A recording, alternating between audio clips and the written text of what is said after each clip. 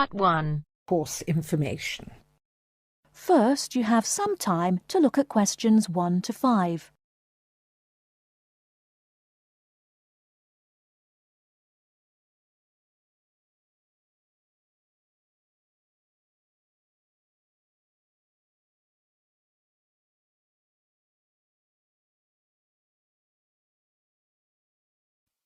Hello, I wonder if you could help me.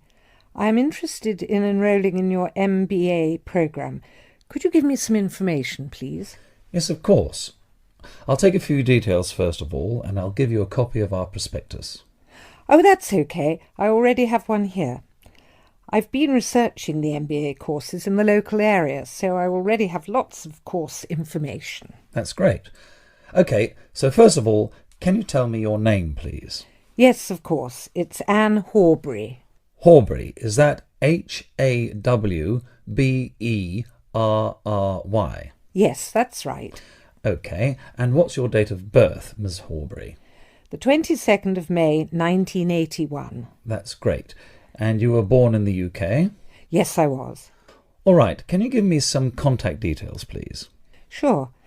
My address is 26 Simon Place in Brighton, and my telephone number is 01903 714 721.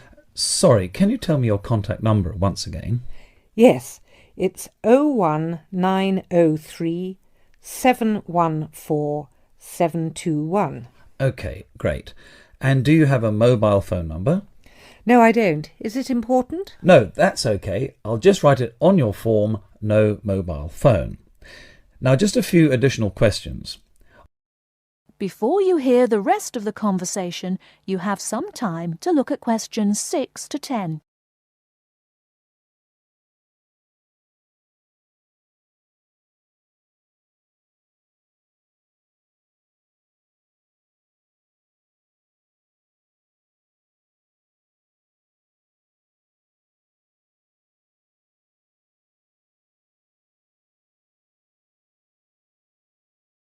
Now listen and answer questions 6 to 10. Are you working or studying anywhere else at the moment? Yes, I'm working for Lloyd Enterprise in the city as a secretary, and I'm also attending a computer course part-time in the evenings. Great. So can you give me some details about your educational background? We need to make sure that your qualifications match the entry requirements. Yes. I completed a business degree a year ago. I've been working since my graduation, but the job market is very competitive these days, so I'd like to do some postgraduate study now. OK, that sounds fine. Your degree is relevant, and it's good that you have some work experience too. I do need to warn you, though, that our MBA programme is extremely popular and gets full quickly. So would you be interested in applying for any alternative courses if your application is not successful this time? Well, my first choice would, of course, be the MBA, but yes, I've had a good look through your prospectus, and I would also be interested in the international marketing course. That's great. It's always a good idea to keep your options open just in case. Finally, can you tell me where you learned about our courses here? Actually, my cousin studied the MBA course 2 years ago, and she recommended it to me. OK, well, thank you for coming in today. I will pass your details on to our admissions department. They should contact you this week with a formal application form, and they usually invite MBA candidates to come in for an interview. OK, well, thanks for your time. No problem. Good luck with your application. That is the end of part 1. You now have half a minute to check your answers.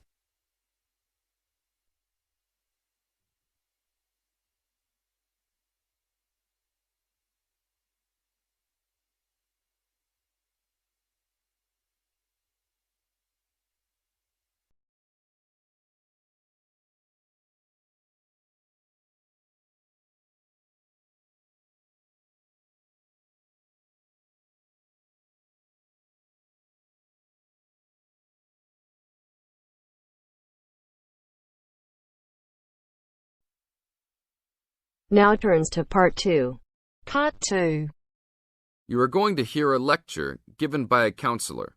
First, you have some time to look at questions 11 to 15.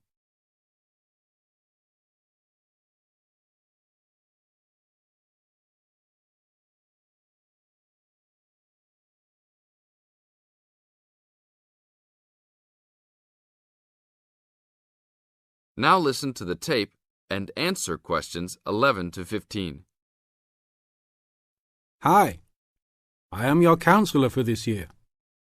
Today, we will visit the facilities available to you on our campus. As students, you should take advantage of everything you have available to you. How many of you like sports? Well, I hope most of you do, because our school has great sports facilities. We have an indoor gym with state-of-the-art equipment. First, I want to tell you about our basketball facilities. There are 2 basketball courts. Both are full court and open for student use. We offer basketball leagues that all students are invited to join. Just sign up with a team. Usually, there are games on the courts, but during league time, only the teams are allowed to use the courts. The basketball courts are open 24 hours a day. If you want a job, you can be a referee at the games. Next, I want to tell you about the tennis facilities. We have 5 tennis courts available for student use. The tennis courts are open every day, 8 a.m. until 10 in the evening.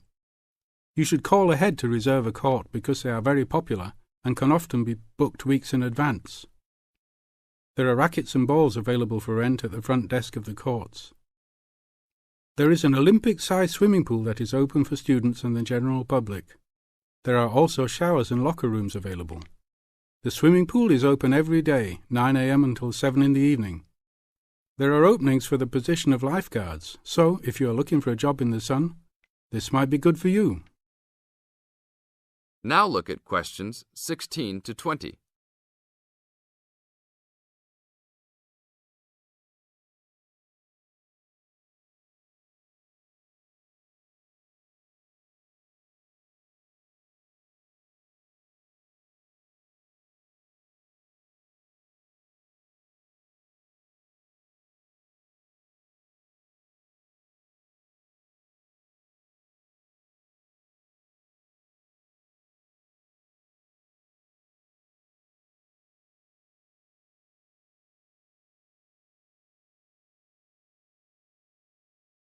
Now listen to the tape and answer questions 16 to 20. There are also 2 weight rooms and a gymnastics room. The weight rooms have all the standard equipment available. Please check with the gym to see the open hours because they vary from time to time. The gymnastics room is usually not open for individual users because there are almost always classes held in the room. However, if you are interested, you may sign up for gymnastics classes. Plus, if you like martial arts and boxing, we offer classes for everyone, from beginners to advanced students. Please check the schedule for availability. There is everything available, from Chinese wushu to Brazilian wrestling. I will talk for a brief moment about our library system. Our campus has 3 libraries available to undergraduate students, 1 additional graduate library and 1 faculty library. The libraries are open daily until midnight except for during testing periods, when the libraries will be open 24 hours. Please look on a map to see where the libraries are located. All students with a valid ID can check out books, with a maximum of 10 books at a time. Books can be checked out for a 2-week period and then renewed for 1 month maximum. After that, there is a $1 fine per week that the book is overdue. I will repeat that. There is a hefty $1 fine per week. So it is a good idea to return books on time. If you lose a book, then you will have to repay the library for it, plus a fine. If you damage a book, most likely you will have to repay the value of the book. So please, enjoy the library facilities, but take care of the school's belongings. The library is also equipped with 200 computers for student use. They are all internet ready and available for use. You must sign up at the library for 1-hour time slots. You may sign up for up to 3 consecutive slots at a time. No one can use the computers without first signing in at the library. That is it for now. Thank you for your attention. That is the end of part 2. You now have half a minute to check your answers.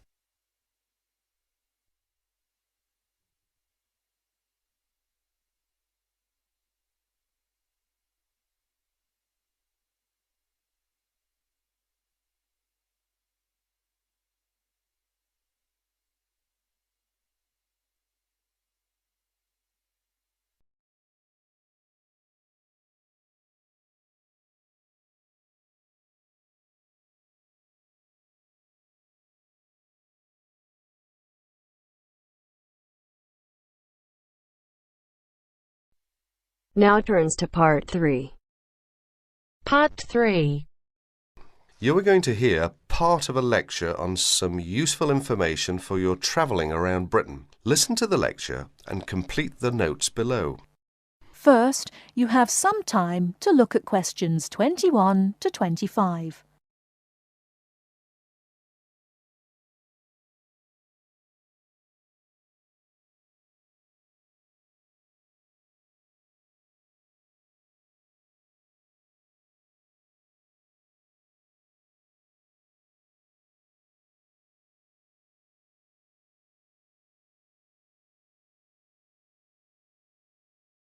Now listen carefully and answer questions 21 to 25.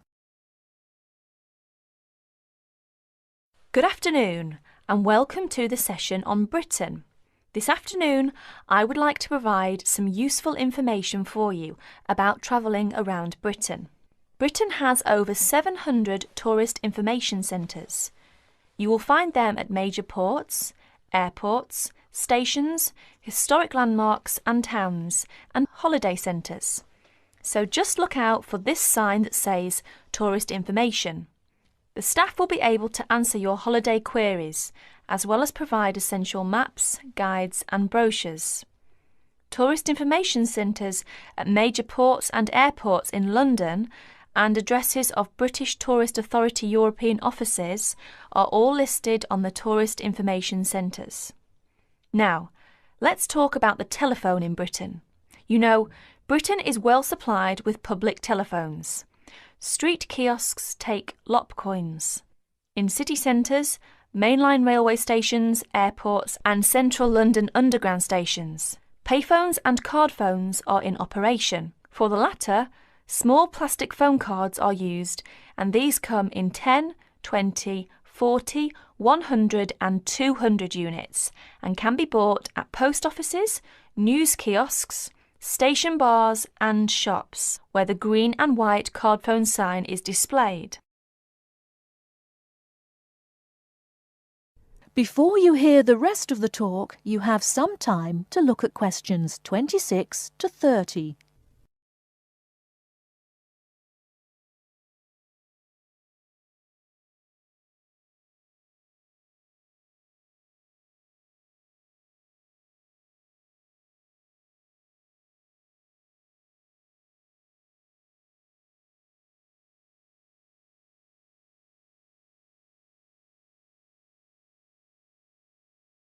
Now listen and answer questions 26 to 30. When using the different public telephone systems, make sure you read the dialling instructions carefully. Now let's see the banks in Britain. There are 24-hour banks at London's two main airports. One is Heathrow and the other is Gatwick. Otherwise, banks are normally open from 9:30 to 3:30, Monday to Friday. Barclays Bank and National Westminster Bank offer a Saturday morning service at some of their branches. National Gyrobanks has 42 bureaux de change located in post offices throughout the country in main tourist areas. Opening hours are 9 to 5:30 weekdays, 9 to 12:30 Saturday mornings. One exception to this is the Trafalgar Square office, whose opening hours are 8 to 8 weekdays and Saturdays, and 10 to 5 on Sundays. The Bureau de Change services are available to overseas visitors. Visitors can change their money there. You can also change money at Bureau de Change, large hotels, department stores and travel agents. Be sure to check in advance the rate of exchange and the commission charged, as these vary considerably. Wherever possible, you are advised to use the bank or Bureau de Change, which conforms to the BTA Code of Conduct. In most cases, this is indicated by display of the code. That is the end of part 3. You now have half a minute to check your answers.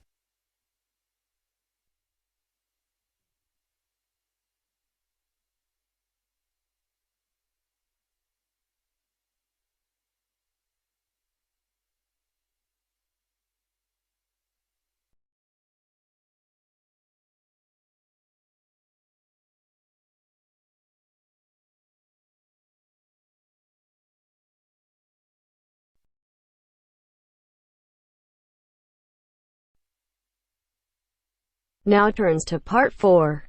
Part 4. You are going to hear a conversation about using recorded delivery and registered post. First, you have some time to look at questions 31 to 40.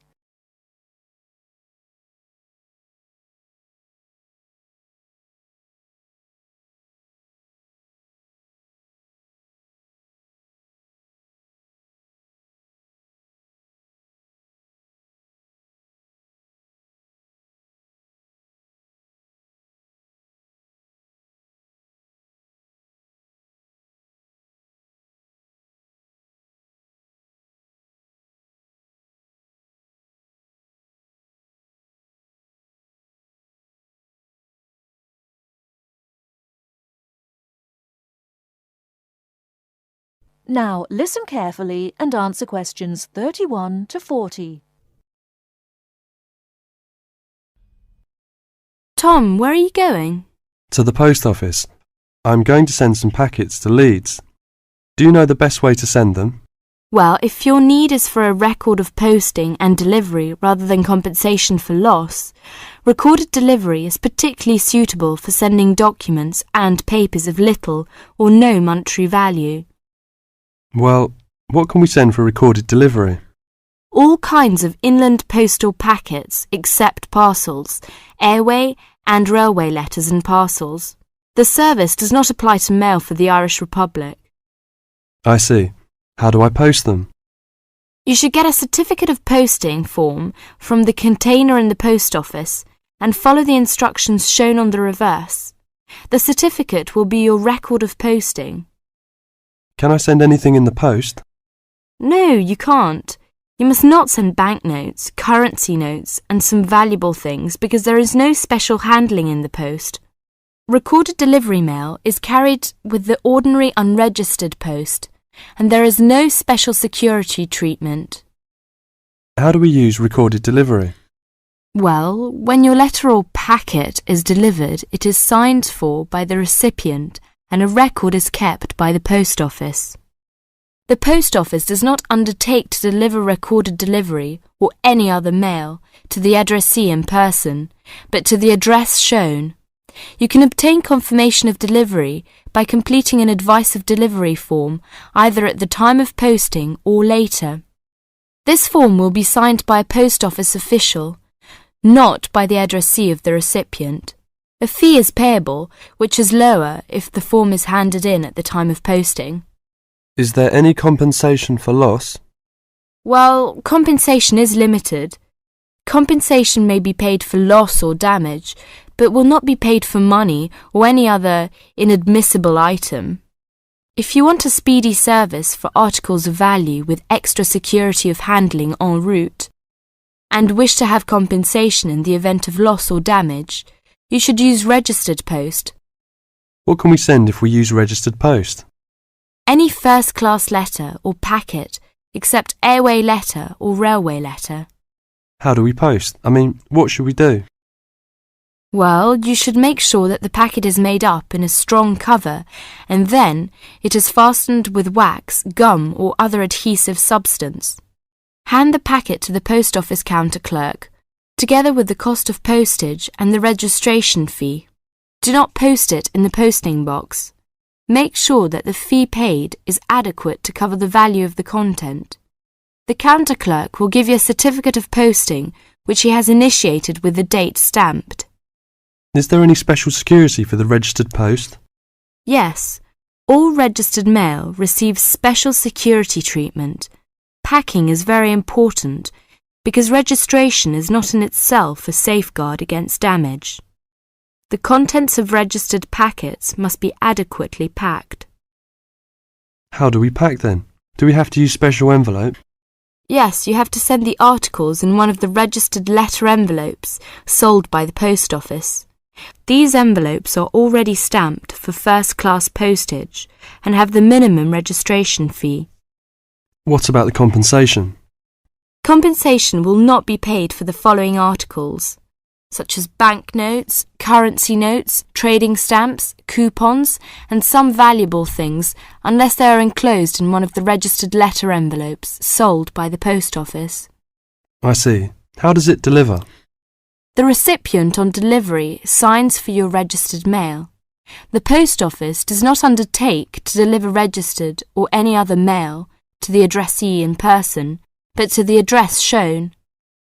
You can obtain confirmation of delivery by paying an additional fee and completing an advice of delivery form, either at the time of posting or later.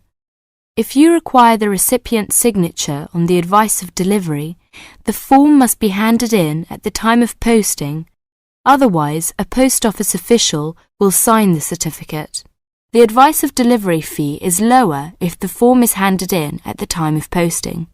Thank you very much for all this useful information. That is the end of part 4.